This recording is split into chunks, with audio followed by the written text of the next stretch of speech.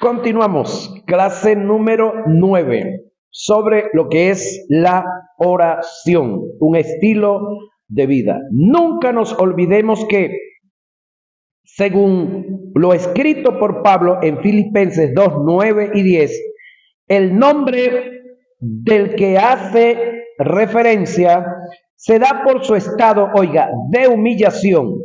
Y antes de que Jesús cayera en ese estado, ya él se llamaba Jesús, de modo que no está haciendo referencia a la palabra Jesús, sino a una, posición que obtuvo por su estado de humillación. El nombre de Jesús tiene poder, no en la forma expresiva o en lo oral, sino en la forma representativa en cuanto a la autoridad. Por esta causa debemos conocer de Jesús en cuanto a su posición y posesión. Tres factores que fue y es. ¿Quién fue y es? ¿Qué obtuvo y obtiene Jesús? ¿Qué pudo y puede Jesús? Ahora, nosotros acá ya vimos cristología, y lo digo por los que nos están siguiendo por los videos y los audios, que para entender todo esto, entonces tenemos que estudiar cristología de alta crítica, que ya acá en la escuela lo vimos, y que todo ese material está subido en nuestra cuenta de YouTube, en la que aparecemos como Octaviano Torres, y tenemos 332 videos humildemente. Espero que ustedes me sigan. Me gustaría saber cuántos de ustedes me están siguiendo. Por lo mínimo, aunque sea que se suscriban ahí y hagan comentarios y compartan con sus amigos y amigas este material. Oiga, ahora, ¿quién fue? Y es Jesús. Importante eso. ¿Qué obtuvo y obtiene Jesús? ¿Qué pudo y puede Jesús? Esto indica que lo que Jesús fue, usted lo es. ¿Alguien puede decir algo? Lo que Jesús obtuvo, usted lo tiene. Lo que Jesús pudo, usted lo puede. Al conocer dichos factores, debemos apropiarnos de ellos y entender que nosotros somos lo que Jesús es. Pregunto yo, ¿Jesús es un pecador? Pregunto, respondan, porque para que se salga en el grupo, en el video. ¿Jesús es un pecador? Entonces usted tampoco. ¿Jesús es un pecador o fue un pecador arrepentido? Usted fue un pecador que se arrepintió y dejó de serlo. Ahora, ¿quién es Jesús ahorita? ¿Quién es Jesús? Si se le olvidó, busque cristología. Revise. ¿Quién es Jesús? ¿Qué puede Jesús? ¿Dónde está Jesús sentado? A la diestra del Padre. ¿Y usted? A la diestra de Cristo. En lugares celestiales. Ahora, al conocer dichos factores, debemos apropiarnos de ellos, en fe por supuesto, y entender que nosotros somos lo que Jesús es, tenemos lo que Jesús tiene y podemos lo que Jesús puede hacer. El ayuno como vida devocional. Vamos a analizar esto porque todo esto tiene que ver con lo que es la vida devocional. El ayuno como vida devocional. Oiga, algunos han interpretado Mateo 9, 14 y 15 como un mandamiento para que los cristianos ayunen. En realidad, Jesús estaba, simplemente anunciando lo que sucedería a causa de su muerte, mientras Jesús estuviese con sus discípulos en la tierra. No era apropiado que ellos ayunaran. Llegaría el momento que el esposo le sería quitado y entonces ayunarán, caso que sucedió en la muerte de Jesús, pero la ausencia del esposo solo se dio por 3 días después de su resurrección y es especialmente después del maravilloso derramamiento del Espíritu Santo, no tendrían que, tendrían que ayunar en lamento, porque no había causa o razón para hacerlo. Entonces vinieron a él los discípulos de Juan diciendo: ¿por qué nosotros y los fariseos ayunamos muchas veces y tus discípulos no ayunan? Jesús les dijo: ¿acaso pueden los que están de boda tener luto entre tanto que el esposo está con ellos? Pero vendrán días cuando el esposo les será quitado, entonces ayunarán. Oiga la expresión, ayunarán. Búsquele lógica a esto. Mateo 9, 14 y 15. En el Nuevo Testamento se registran casos fortuitos y selectos donde los creyentes ayunaron en ocasiones especiales. Por ejemplo, cuando Bernabé y Pablo fueron apartados para el apostolado, había entonces en la iglesia que estaba en Antioquía, profetas y maestros: Bernabé, Simón, el que se llamaba Níger, Lucio de Cirene, Manaén, el que se había criado junto con Herodes el tetrarca, y Saulo. Ministrando estos al Señor y ayunando, dijo el Espíritu Santo: apartadme a Saulo para la obra que los he llamado. Entonces, habiendo ayunado y orando, les impusieron las manos y los despidieron. Hechos 13, 1 y 3. Cuando constituyeron ancianos en nuevas congregaciones. El término anciano acá se puede ver como pastores, ministros que estaban al frente y dirigían. Y constituyeron ancianos en cada iglesia, y habiendo orado con ayunos, los encomendaron al Señor, en quien habían creído. Hechos 14, 23. Pero el ayuno, no aparece en el Nuevo Testamento en una forma, imperativa ni impositiva. Parte de Dios o de parte de Dios como ordenanza devocional hacia el creyente, de modo que nadie puede ni debe establecer el ayuno como ejercicio en la vida devocional. El ayuno no se debe imponer ni prohibirse tampoco. Eso queda a merced de cada creyente el hacerlo, no así la oración. La oración sí es un mandamiento, señoras y señores.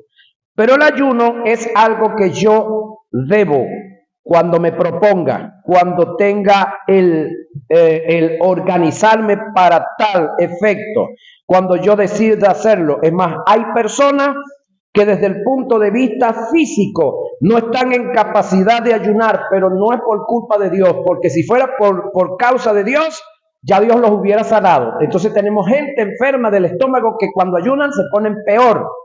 Y sin embargo, se ponen a hacerlo. Sin embargo, debieran primero ordenarse en el área de recibir esa sanidad para luego hacerlo. Si te sientes bien ayunando, hazlo para Dios en forma personal.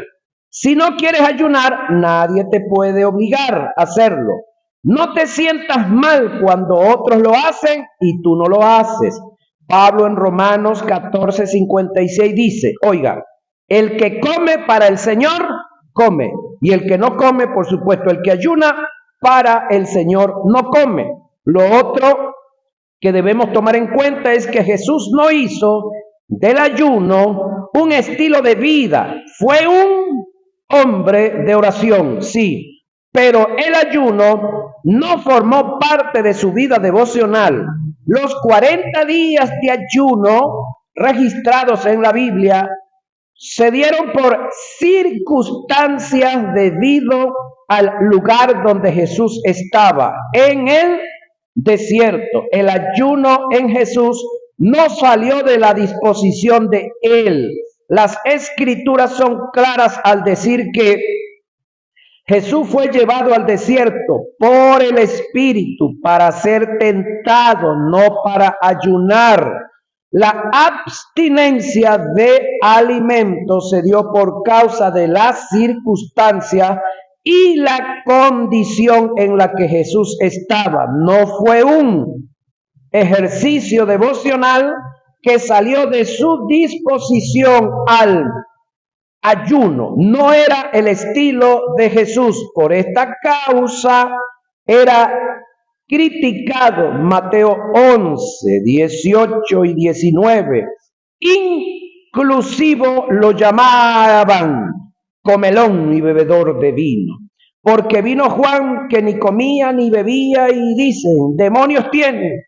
Vino el Hijo del Hombre que come y bebe y dicen, he aquí un hombre comelón y bebedor de vino. Mateo 11, 18 y 19. En otro caso, es bueno resaltar que los creyentes no estaban obligados a ayunar en la celebración de la Cena del Señor.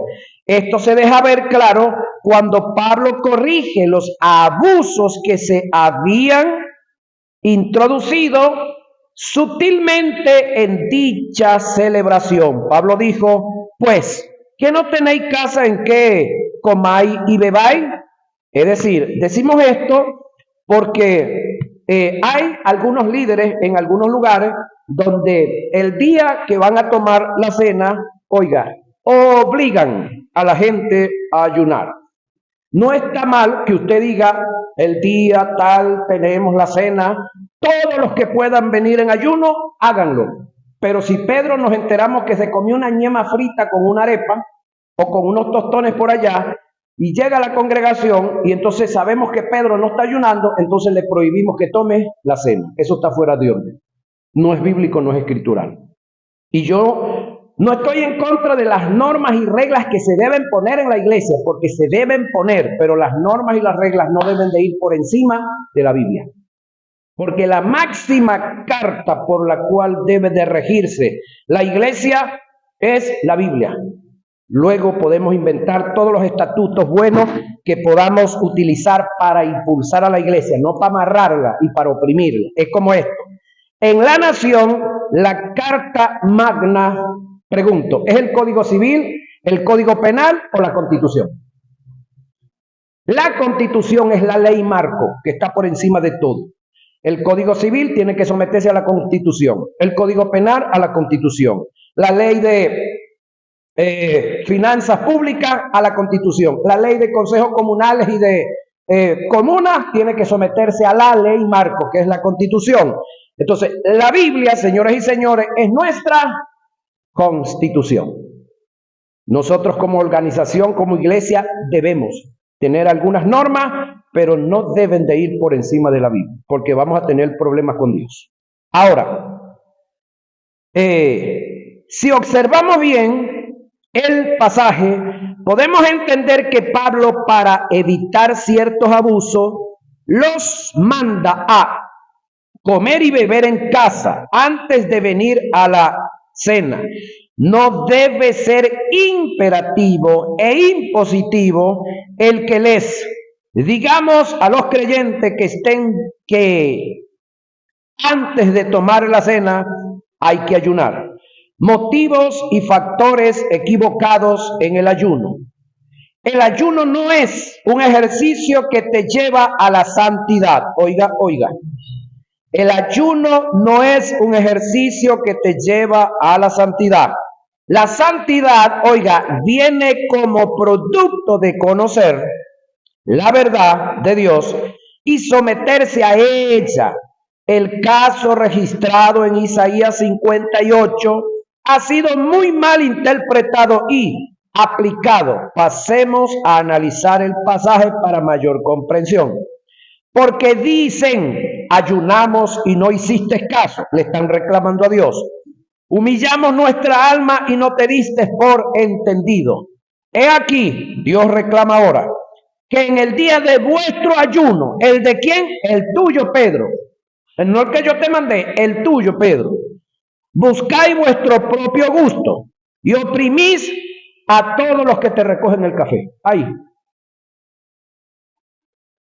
Y oprimís a todos vuestros trabajadores. ¿Hay aquí alguien que tiene trabajadores? Esto puede ser con usted. Pero si usted no tiene trabajadores, esto no es con usted.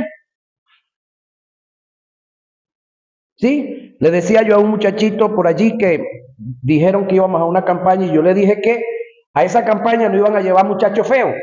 Entonces me miró así, yo le dije, ¿tú eres feo? No, bueno, eso no es contigo, son los muchachos feos. Entonces, si usted no tiene trabajadores, esto no es con usted, pero si usted tiene trabajadores, esto es con usted. Ahora, he aquí que para contienda, este es el ayuno de Isaías 58, como lo hacían los judíos, y debate ayunáis, para herir con el puño inicuamente. No ayunéis como hoy, oiga, para que vuestra voz sea oída en lo alto. Quiere decir que la forma como los judíos estaban ayunando y en la posición que estaban y en la condición, sus oraciones y sus ayunos, Dios no los estaba oyendo. Es tal el ayuno que yo escogí, el de Dios, que de día aflige el hombre su alma y que incline su cabeza como junco y haga cama de silicio y de ceniza. Llamaré esto ayuno y día agradable a Jehová. No es más bien el ayuno que yo escogí, mira lo que viene ahora, desatar las ligaduras de impiedad. Ya va. ¿Qué es esto? Desatar ligaduras de impiedad.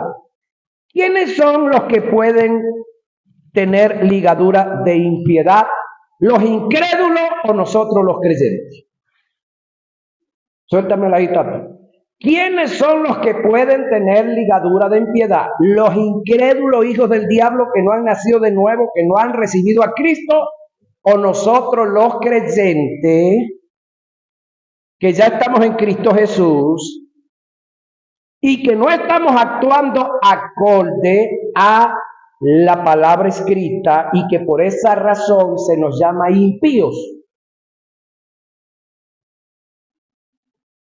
Qué silencio, ¿no? Los únicos que podemos ser impíos somos los creyentes, que no actuamos de acuerdo a lo que está establecido por Dios en su palabra, porque el incrédulo es incrédulo. Entonces las ligaduras de impiedad que se van a desatar es a dónde, allá o aquí. Importante analizar eso, ¿verdad? Muy importante analizar eso. Soltar las cargas de opresión, oiga, y dejar libre a los quebrantados, y que rompáis todo yugo. No es que partas tu pan con el hambriento, y a los pobres errantes alberguéis en casa, y que cuando veas al desnudo lo cubras y no te escondas de tu hermano. Si analizamos bien el pasaje, el término ligaduras de impiedad no es aplicable a las pasiones pecaminosas procedentes del alma que mantienen atado al hombre y que solo es librado de ella a través del ayuno, como forma o práctica para castigar al cuerpo. Aplicándolo de esa manera es descontextualizar el pasaje por completo y sacarlo de su verdadero sentido. El término compuesto con el verbo desatar ligaduras de impiedad tiene que ver con el comportamiento correcto con aquellos a quienes venimos tratando malamente, con ataduras que hemos impuesto injustamente, encarcelando por deudas a quienes no tienen con qué pagar. Que se deje de humillar a la gente por la posición y el estatus que tenemos. Que sea libre el esclavo que es retenido por la fuerza, por más tiempo que el de su esclavitud y se rompa así todo yugo. Que no solo han de ser sueltos los que son oprimidos injustamente bajo cualquier yugo, sino que debe quebrantarse el yugo mismo para que no vuelva a oprimir a otro, porque suelto a uno y en yugo a otro. Dejando de hacer estas cosas, dejaremos de tener a un pueblo atado y ligado por nuestro comportamiento impío. Esto indica desatar ligaduras de impiedad. Nota, el término desatar ligaduras de impiedad no es aplicable a los resultados que se consiguen con el ayuno como medio de castigo al cuerpo para depurarlo de toda iniquidad o pecado para alcanzar la santidad. Aplicarlo de esta manera es entrar en el mundo del masoquismo, factores y motivos equivocados que conducen al ayuno. Nunca se debe ayunar, oiga, para alcanzar el favor de Dios. El ayuno no es un ejercicio que se usa como indulgencia o pago para alcanzar los beneficios de su gracia. Quien tal haga está sobornando o intentando sobornar a Dios en un sentido a Dios. A su vez, está cayendo en el terreno de la herejía y la apostasía. Nadie puede añadir un precio o sacrificio sobre el que Jesús pagó. Jesús ya pagó completo. Ahora, en cuanto a salvación y todo lo que esta implica, ya se pagó un precio una vez y para siempre. Ningún sacrificio humano, incluyendo el ayuno, puede sobrepasar al que Jesús presentó al Padre, presentándole a Dios ayuno como sacrificio para alcanzar su favor. Esta es tratar de ocupar el lugar que ya Jesús cubrió. Ayunar para alcanzar la gracia de Dios es caer en desgracia. Esto es aborrecido por Dios. Lucas 18:12. Es como esta manía que cargan ahora los hermanos que les gusta sacarle platica a la gente y entonces inventan una maratónica y entonces en esa maratónica dicen: Pedro, para que Dios te salve la suegra tienes que pactar y en ese pacto tienes que traer 4 sacos de café. Y entonces, como Pedro no conoce Biblia, no conoce todavía la materia que van a socializar, recuérdenmela, plan financiero, no conoce las finanzas bíblicas, entonces Pedro se viene con los 4 sacos de café en el lomo y los trae aquí. Este es mi pacto para la salvación de mi suegra. No, que se pierda esa vieja, chicos, disfruta tus sacos de café. No. El sacrificio que Jesús hizo en la cruz del Calvario es completo para que se salve esa señora. No necesitas dejarte atracar los 4 sacos de café, Pedro. Es lo que estamos diciendo aquí, pero de otra forma. Es decir, yo no tengo que ponerme a ayunar por mi suegra para que se salve. Yo lo que tengo es que vivir el evangelio frente a mi suegra y tratarle bien a su hija para que ella vea el evangelio viviente en mí. Y esa señora, si no es cristiana, pues se abra a Cristo Jesús. Resulta que a veces, en la mayoría de los casos, la primera que es cristiana es la suegra, ¿verdad? Entonces, el detalle está que el ayuno no debe usarse como instinto de espiritualidad. El ayuno no es lo que determina la espiritualidad de un hombre. El nivel espiritual del individuo lo determina, oiga, el fruto del Espíritu. Ya nosotros pasamos por esa materia aquí. Manifestado en él, puede ayunar todos los días del año, pero si en ti no se deja ver el fruto del Espíritu, serás el mismo carnal de siempre. Quítese la idea de que somos más espirituales que otros porque ayunamos más que ellos. El simple hecho de pensar de esa manera es una muestra de carnalidad. El ayuno no se debe usar, oiga, con el fin de presionar a Dios para alcanzar un objetivo. El hacer tal cosa es entrar en huelga de hambre. Se conoce de un caso de una mujer que le dijo a Dios: hasta que tú no me respondas, no abandonaré este ayuno. Esto es tratar de torcerle el brazo a Dios. Lo duro del caso es que a esta mujer la sacaron en un estado clínicamente crítico hasta el punto que perdió la vida. Es doloroso ver hasta dónde la ignorancia puede conducir a una persona. No use el ayuno para presionar o manipular a Dios. Él no acepta cohecho. Si ayunas, no hagas alarde de ello. El principio es que nadie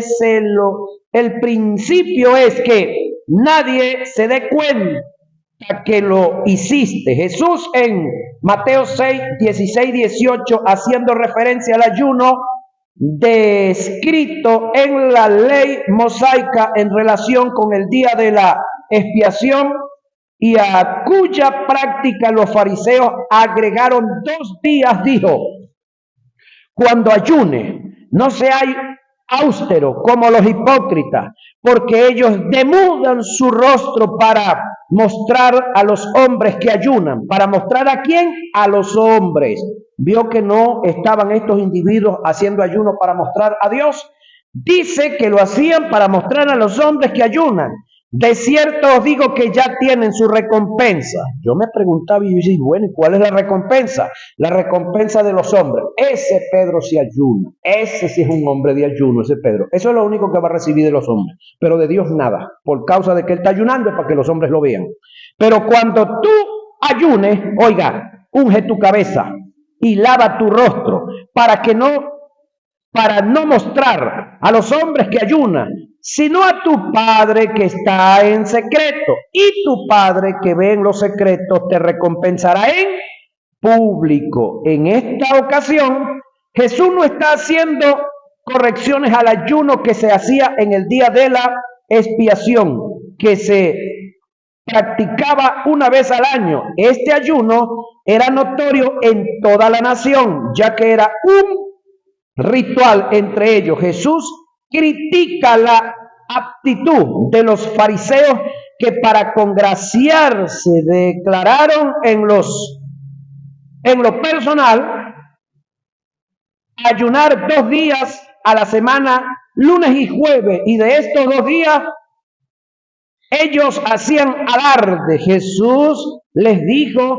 si ustedes dispusieron en su corazón declarar estos días de ayuno para Dios, háganlo, no se los está prohibiendo. Personal, ya que esto no está descrito en la ley, el principio se debe guardar en nuestros tiempos. Si en lo personal quieres hacer ayuno para Dios, hazlo, pero que nadie se dé cuenta. Cuida el motivo. ¿Por qué lo haces? ¿Para qué lo haces? ¿Y para quién lo haces?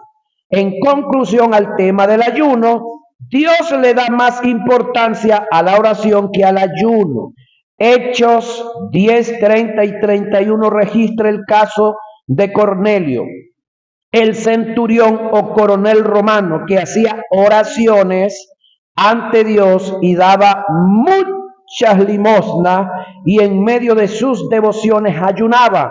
Mientras él estaba orando y ayunando, se le presentó un varón con vestiduras resplandecientes y le dijo: Cornelio, tu oración ha sido oída y tus limosnas han sido recordadas delante de Dios. Pregunto, ¿y dónde está el ayuno?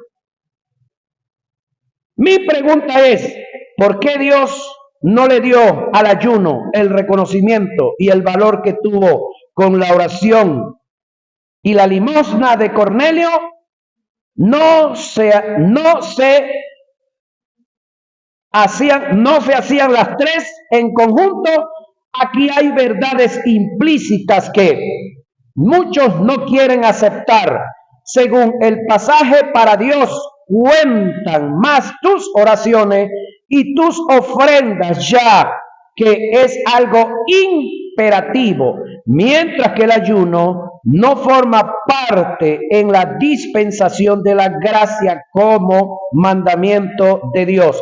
Ni siquiera los apóstoles en las epístolas escribieron ni hicieron mención del ayuno como mandamiento. Mi objetivo no es quitarle el ayuno a nadie en la iglesia, sino ubicarlos en la verdad para que cuando lo hagan no desagraden a Dios en la forma como lo hacían estos otros individuos, que usted y yo no lo hagamos igual.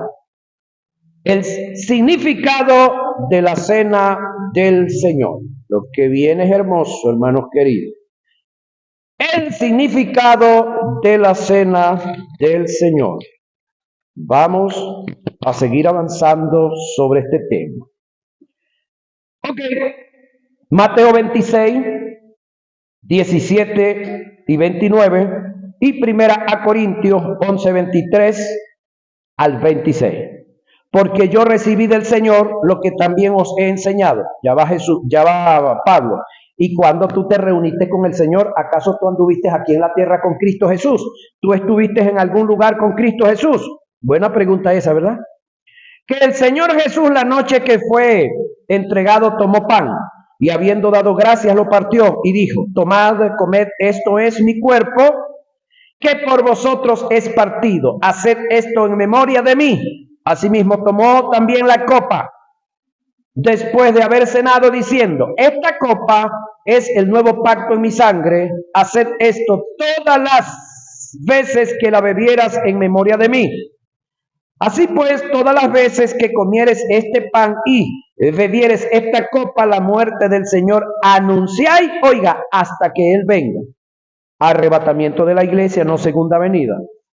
De manera que cualquiera que comiere este pan o bebiere esta copa del Señor, mira lo que viene ahora, indignamente, préstele atención a esta palabrita que pone a temblar a muchos, será culpado del cuerpo y de la sangre del Señor. Por tanto, pruébese cada uno a sí mismo. No son los diáconos que van a decir quién come, quién toma y quién no. Tampoco son los líderes, tampoco somos nosotros como pastores principales. Dice el texto: pruébese cada uno a sí mismo y coma así del pan y beba de la copa. Porque el que come y bebe indignamente, otra vez esta palabra que aterroriza mucho, y aquí está la explicación que es lo indigno, sin discernir el cuerpo del Señor, juicio come y bebe para sí. Pero el detalle no está, señoras y señores, en que tú comas indignamente. El hecho es que vivir sin discernir lo que le decimos ahora acerca de el nombre Jesús, no entender qué es redención, remisión y propiciación, no entender todos esos eventos que se dieron, no entender que en Cristo Jesús hemos sido regenerados y por lo tanto comportarnos como pecadores todavía y darnos esa posición de pecadores y algunos hasta de pecadores arrepentidos, eso es vivir indignamente. Y por vivir indignamente, comemos la cena indignamente. No es el que yo llegué al momento de la cena y me peleé con Pedro, entonces yo vengo a comer la cena, porque como no tuve tiempo en todo el mes, antes de la cena, de pedirle perdón a Dios y pedirle perdón a Pedro por lo que le hice, entonces yo vengo y la como así como cualquier otra cosa más. Entonces el problema no está en el pedacito de pan ni tampoco está en el vino que se tomó o el guarapo que se hizo de lo que se haya hecho el guarapo. El problema está en la condición de vida que yo estoy viviendo. Y ahí es donde usted y yo nos automaldecimos. No es Dios que maldice a nadie, soy yo que me salgo de la bendición de Dios y por estar caminando en esa condición de vida, vivo una vida indigna. Y así indignamente como vivo, como y bebo de la cena del Señor. Si hay indignidad, vamos, señoras y señores, con respeto voy a decir lo que voy a decir. Más de un 95% de todos los que hoy en día están comiendo la cena, la están comiendo indignamente. Más de un 95%. No saben qué es redención, no saben qué es remisión, no saben qué es propiciación, no saben qué es lo que somos en Cristo Jesús. Y por esa razón vivimos en la condición que vivimos. Y por esa acción, aunque siendo hijos, vivimos como no hijos. Y vivimos y caminamos de una manera indigna, porque no tenemos identidad todavía. Y ese es el problema, no es la cena, el problema no es el pedacito de pan, no, el problema no es el vino, el problema es la condición de vida que vivimos por el poco y el vago conocimiento que tenemos de las Escrituras. Y si a esa vamos, hermano, más de un 95% de toda la iglesia a nivel mundial vive indignamente y por lo tanto come y bebe indignamente la cena. Ahora, ¿cuáles son los resultados? Vamos avanzando. Será culpado del cuerpo y de la sangre del Señor. Por tanto, pruébese cada uno a sí mismo, cómo vive, cómo anda, qué es lo que vive de lo que está escrito, y coma así del pan y beba de la copa. Porque el que come y bebe indignamente es porque vive indignamente, sin discernir que esto es lo que tiene que ver con el vivir indigno. El cuerpo del Señor, juicio come y bebe para sí. Por lo cual, oiga lo que viene, hay muchos enfermos y debilitados entre vosotros y muchos duermen. Este término duermen, señoras y señores, no tiene que ver con el sueño de la cama. Este término en otras versiones dicen y muchos mueren. ¿Por qué mueren? Porque no hemos descubierto Isaías 53, 4 y 5. Molido, Él fue por nuestros pecados. El castigo de nuestra paz fue sobre Él. Y por sus llagas, oiga, fuimos nosotros curados. El que esta palabra que está escrita aquí y esta verdad posicional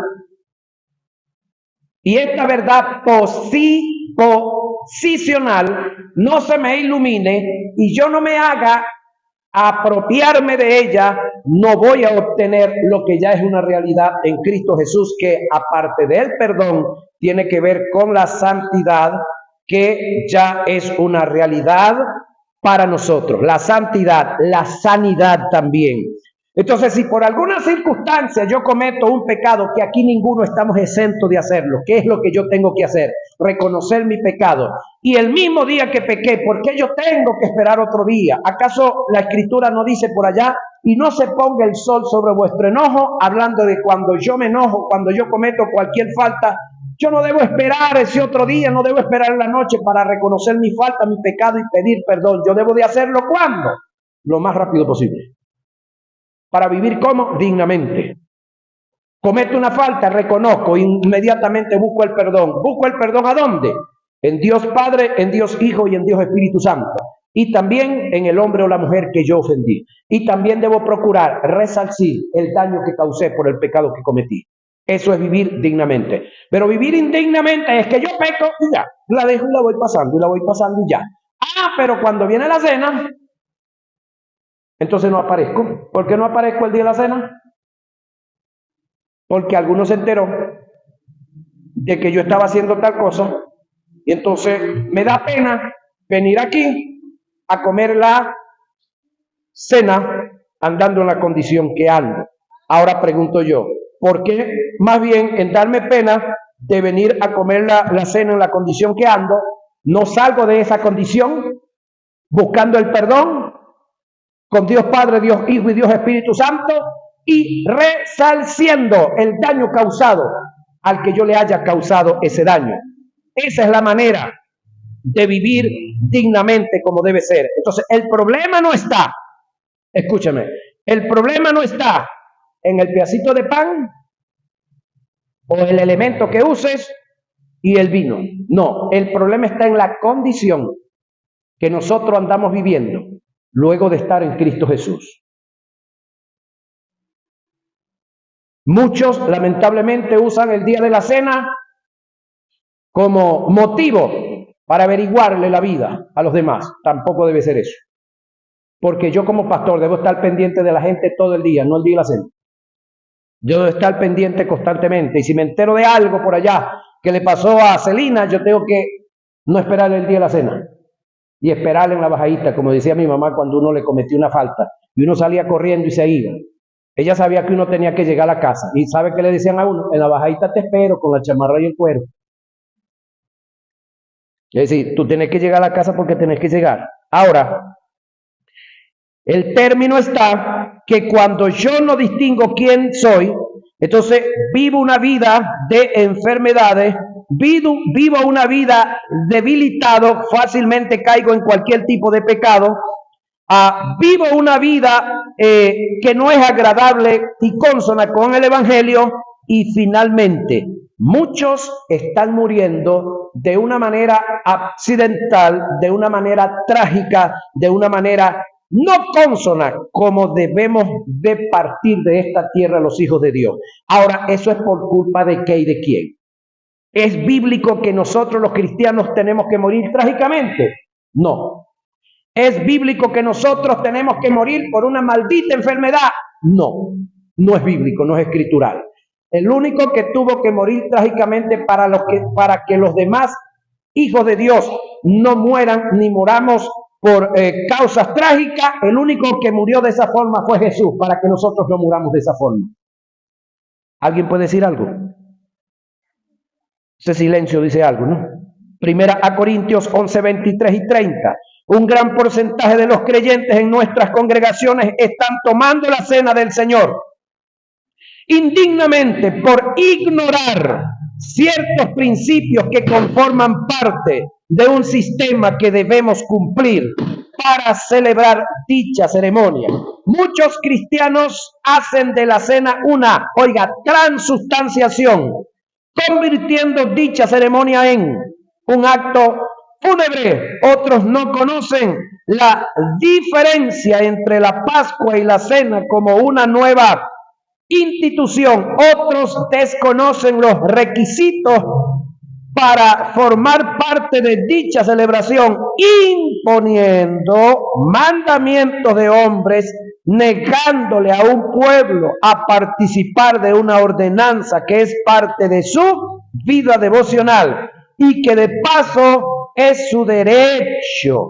En este estudio vamos a conocer, el verdadero significado de la cena del Señor y lo que encierra esta área o este tema que tiene que ver con nuestro derecho de la vida devocional de nosotros. Lo vemos en nuestra próxima hora de clase.